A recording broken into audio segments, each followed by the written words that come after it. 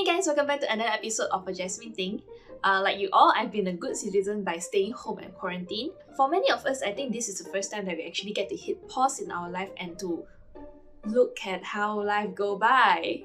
I mean, don't get me wrong, socializing with friends and getting outdoor etc. are essential parts of our life that helps to have a fulfilling and happy life. But I think for many of us, we are starting to realize that sometimes we hang out with friends or we hashtag YOLO, do all the crazy stuff is merely a distraction from our inner demons. I've been doing this YouTube and self-care for a lot of years already, so I thought that I have been highly aware of all my issues and inner demons, but with the stillness of this quarantine period, I actually able to discover, to learn more about some inner demons that is much deeper that I didn't know of, that I was able to drown off with the busyness of life.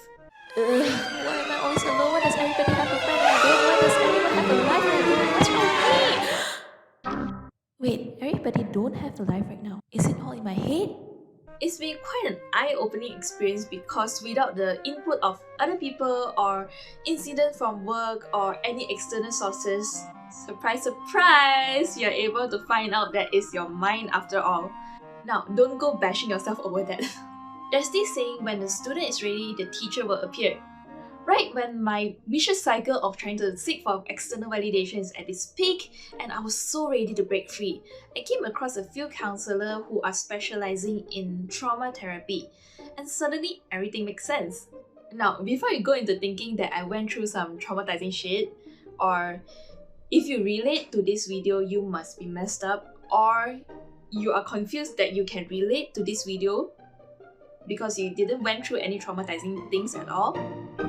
No, I haven't, and no, you are not messed up. None of us is messed up. It can be due to our upbringing or subtle little things that traumatizes us when we are feeling vulnerable or when we have unfulfilled needs. Why I'm really into trauma-informed therapy right now is the fact that it's extremely forgiving and is so intuitive for us to understand and to apply it to our own situation. The whole idea of trauma-informed therapy is that our reaction is conditioned.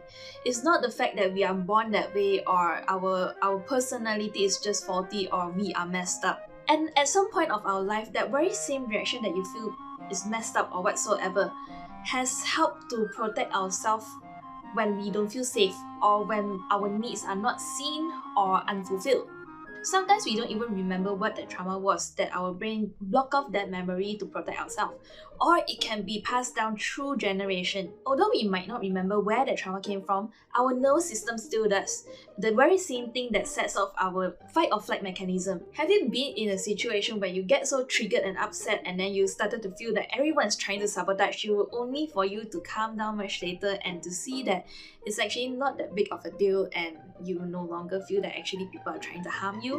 That's how we have been conditioned to see threats in places that aren't actually threats because of some previous experience that we have learned to protect ourselves in that way. We usually think of our fight or flight mechanism only lights up when someone is trying to throw us onto the stage to do public speaking that you didn't prepare for, or someone is trying to rob you.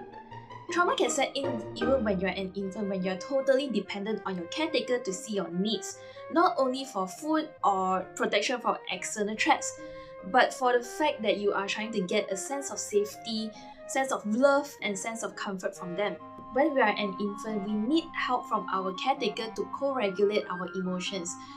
Emotions like feeling unsafe, or you in need of comfort, or you feel unloved. These are big emotions. So with the help of our caretaker to teach us how to co-regulate, we can learn to self-regulate our emotions when we grow up. But sometimes with trauma or caretaker who are less capable of self-regulating their own emotions in a healthy way, we learn to cope with our own emotions the same way. We learn to deal with our emotions the same way that can keep us safe. Some of us turn extra needy and are seeking for validation.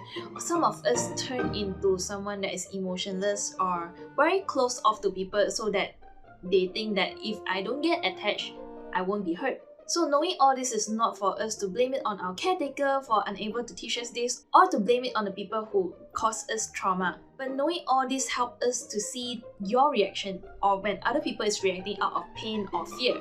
you could understand where all this emotion is coming from and understand and see them from a more compassionate lens. In whichever way that you've been conditioned to see threats and to protect yourself, you can learn to feel safe again by being aware of your triggers.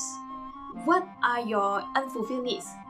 And in a safe environment, you can learn to reparent your own conditioning and to learn healthy ways to regulate your own emotion. Well, I'm not an expert, I'm not trained in counseling. I started off this YouTube channel as a resource place for people to learn about mental health and self-care that I can relate personally, and I hope that being able to put this information out there can help you guys with your own self-care. So I'm going to link the trauma therapists that I find very helpful, their Instagram, in the description below. Please engage with a counselor if you need help to figure yourself out. Of course, I will continue to share more about this trauma-informed therapy because I find it extremely helpful and I hope that it can help you too. Please like and subscribe, and I will see you guys in the next video. Bye!